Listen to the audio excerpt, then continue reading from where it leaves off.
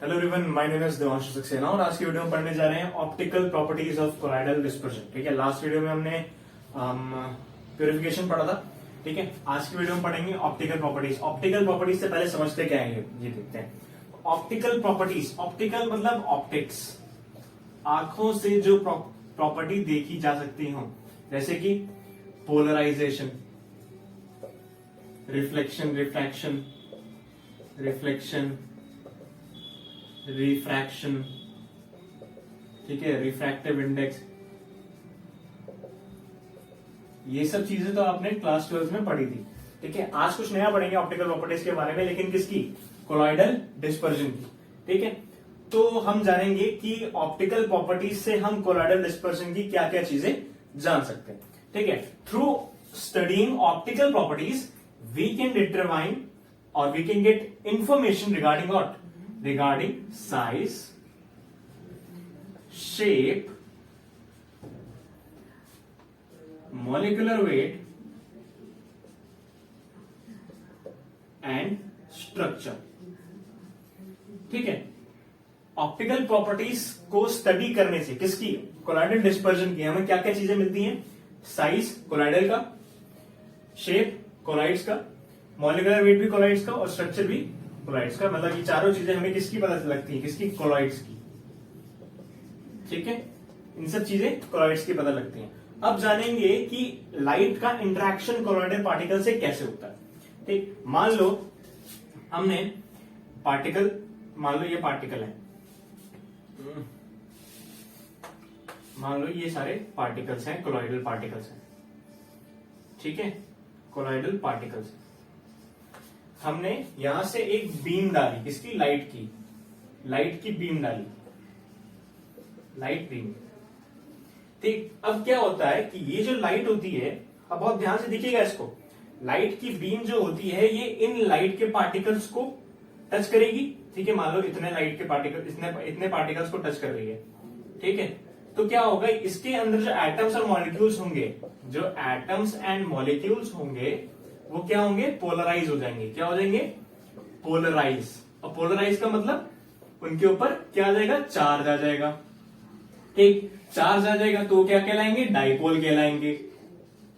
या तो उसमें पॉजिटिव एंड नेगेटिव चार्जेस वहां पे डेवलप हो जाएंगे। ठीक है, हमने बीम दी किसके ऊपर? ये कोलॉइडल पार्टिकल्स के ऊपर। कोलॉइडल पार्टिकल्स के ऊपर हमने बीम दी, तो इसमें जो एटम्स मॉलिक्यूल्स होंगे वो क्या हो जाएंगे? पोलराइज हो जाएंगे। पोलराइज हो जाएंगे कि उसके बाद क्या होगा? इनके ऊपर एक चार्ज डेवलप हो जाएगा, पॉजिटिव नेगेटिव चार्ज डेवलप हो जाएगा। पॉजिटिव नेगेटिव चार्ज डेवलप हो जाएगा तो क्या कहलाएंगे? वो डाइपोल कहलाएंगे। ठीक, नेक्स्ट प्रोसेस देखो, जैसे ही ये इस पे टच होगा, ये जो इंटरेक्ट करेगी लाइट इस पे, इसके बाद क्या होगा? ये यहां से लाइट इस पे लगी है, कहीं ना कहीं निकलेगी भी वापस, कहीं ना कहीं निकलेगी भी वापस। तो क्या होगा? ये जो लाइट है जिस वेवलेंथ से गई है, जिस वेवलेंथ से गई है उसी वेवलेंथ से तो बाहर निकलेगी, उस वेवलेंथ से तो बाहर निकलेगी, लेकिन जो इंटेंसिटी होगी लाइट की, जो इंटेंसिटी होगी वो काफी कम होगी। इंटेंसिटी विल बी लो और वीक।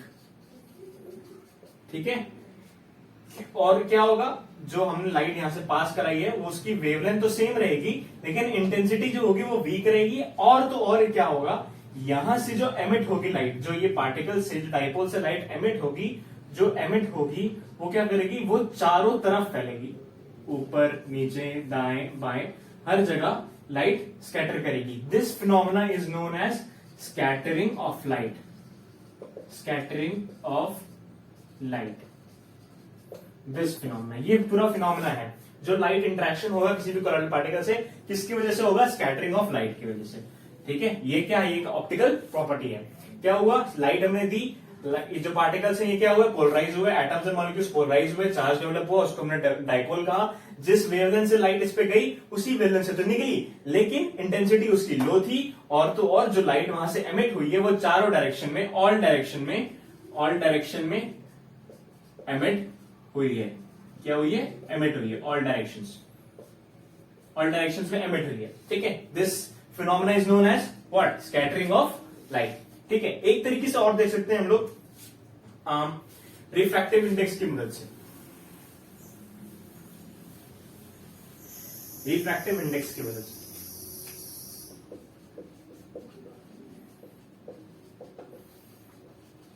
देखो अगर यहां बात कोई किसकी डिस्पर्जन मीडियम की, डिस्पर्जन मीडियम। डिस्पर्जन मीडियम क्या होता है, जिसमें कि डिस्पर्स फेस डिसॉल्व होता है या फिर डिस्पर्स रहता है। ठीक है, तो हमने मान लो ये ले लिया, ठीक है, ये हमारा कुछ मॉलिक्यूल्स यहां पे प्रेजेंट है डिस्पर्स फेस टाइप के, ठीक है, और ये हमारा पूरा डिस्पर्स्ड मीडियम है। ठीक, अगर डिस्पर्स्ड मीडियम पूरा यूनिफॉर्मली मिक्स्ड है, यूनिफॉर्मली मिक्स्ड है और कोई भी वहां पे इर्रेगुलर पार्टिकल्स नहीं है, इर्रेगुलर पार्टिकल्स नहीं है, तो जो लाइट जाएगी वो वैसे ही वहां से निकल जाएगी, जो लाइट जाएगी वैसे ही वहां से निकल जाएगी without any deflection, without any deflection. ठीक, ये चीज समझ में आई। अगर हमारा जो डिस्पर्स मीडियम है वो क्या है, यूनिफॉर्मली मिक्स्ड है या फिर वहां पे कोई भी इर्रेगुलर पार्टिकल नहीं है, तो क्या होगा, जिस बीम को हमने यहां से पास कराया उसी बीम ने हमें हमारी यहां से वो निकली विदाउट एनी डिफ्लेक्शन, यहां कोई भी चारों तरफ वो फैलेगी नहीं। लेकिन अगर कहीं ना कहीं हमने डिस्पर्स मीडियम लिया, डिस्पर्स मीडियम लिया, ठीक है, डिस्पर्स मीडियम लिया, लेकिन यहां पे कहीं ना कहीं पार्टिकल्स थे इसके, ठीक है, डिस्पर्स मीडियम के पार्टिकल्स थे, डिस्पर्स मीडियम के पार्टिकल्स हमने यहाँ पे लाइट को इंटरेक्ट करवाया और कहीं ना कहीं ये जो पार्टिकल्स थे, इन पार्टिकल्स का रिफ्रैक्टिव इंडेक्स, पार्टिकल्स का, डिस्पर्स मीडियम का नहीं, पार्टिकल्स का रिफ्रैक्टिव इंडेक्स अलग अलग होगा, कहीं ना कहीं उसका रिफ्रैक्टिव इंडेक्स कहीं ना कहीं अलग होगा, डिफरेंट, वेरी करेगा, ठीक है, वेरी करेगा अलग अलग पार्टिकल्स में, इन पार्टिकल्स का रिफ्रैक्टिव इंडेक्स वेरी करेगा। दैट्स वाई ये जो लाइट यहां से जाएगी फिर से स्कैटर हो जाएगी और कहीं ना कहीं चारों तरफ फैलनी शुरू हो जाएगी। This process is also known as what, scattering of light. हमने किसके बेसिस पे किया, रिफ्रैक्टिव इंडेक्स के बेसिस पे। अब हम बात करेंगे टिंडल इफेक्ट के बारे में। अब हम बात करने वाले हैं टिंडल इफेक्ट की, ठीक है, टिंडल इफेक्ट। कई बार आपने इसको टर्म को पढ़ा होगा, ठीक है, टिंडल इफेक्ट को। अब बेसिकली अगर नेचुरल हम एग्जांपल देखते हैं तो कहीं ना कहीं आपने देखा है कि आपकी एक विंडो है, ठीक है, मान लो ये विंडो है, ठीक, ये विंडो है, सूरज कहीं ना कहीं आपका विंडो से उस तरफ होगा, तो वहां से अगर कोई लाइट आ रही है, वहां से कोई अगर लाइट आ रही है और आपके कमरे में मान लो अगर कहीं ना कहीं धूल है या एयर पार्टिकल्स हैं, एयर पार्टिकल्स हैं, एयर पार्टिकल्स, एयर पार्टिकल्स ऐसे करके, ठीक, ऐसे करके कोई पार्टिकल्स हैं, तो कहीं ना कहीं कभी कभार आपको वो पार्टिकल्स धूल के फॉर्म में दिखते हैं। क्या करते हैं, दिखते हैं, इमेज उसकी फॉर्म होती है, इमेज फॉर्म होती है, आप उसको देख सकते हैं। तो कुछ ऐसा ही जो इफेक्ट है, इस इफेक्ट को हम क्या बोलते हैं, टिंडल इफेक्ट, टिंडल इफेक्ट। अब टिंडल इफेक्ट को हम कोलाइडल डिस्पर्जन में कैसे देखेंगे उसकी बात करते हैं, ठीक है। तो ये आपको बेसिक चीज समझ आ गई कि टिंडल इफेक्ट होता क्या है। अब मैं कोलाइडल डिस्पर्जन में बताऊंगा कि क्या होता है, ठीक। दो चीजों से कंपेयर करेंगे, एक ट्रू सोल्यूशन से और एक कोलाइडल सोल्यूशन से, ठीक है। तो पता है आपको कि ट्रू सोल्यूशन का जो साइज होता है, पार्टिकल साइज, वो कोलाइडल सोल्यूशन से कम होता है, ठीक है। कोलाइडल सोल्यूशन का कितना होता है, 1 नैनोमीटर से 1 माइक्रोमीटर, ठीक। और जो हमारा ट्रू के लिए होता है, ट्रू सोल्यूशन के लिए, ट्रू सोल्यूशन के लिए वो जो होता है वो लेस देन 1 नैनोमीटर होता है। और कोर्स डिस्पर्जन के लिए, कोर्स डिस्पर्जन हम नेकेड आई से भी देख सकते हैं, नेकेड आई से देख सकते हैं, ये 1 माइक्रोमीटर से भी बड़े के साइज होते हैं, ठीक है। इन दोनों को हम अल्ट्रा माइक्रोस्कोप से देखते हैं, इससे अल्ट्रा माइक्रोस्कोप से, ठीक है। किसको, कोलाइडल को और ट्रू सोल्यूशन को, ठीक है।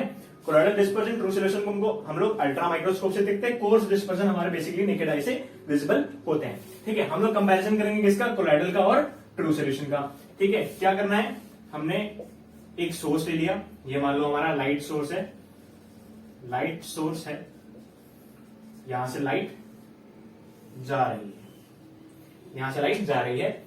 हमने 2 बीकर ले लिए। क्या ले लिए? 2 बीकर ले लिए। पहले में हमारा क्या है? ट्रू सोल्यूशन है, ट्रू सोल्यूशन है, और दूसरे में हमारे पास में कोलॉइडल पार्टिकल्स हैं, कोलॉइडल सोल्यूशन, कोलॉइडल सोल्यूशन। ठीक है,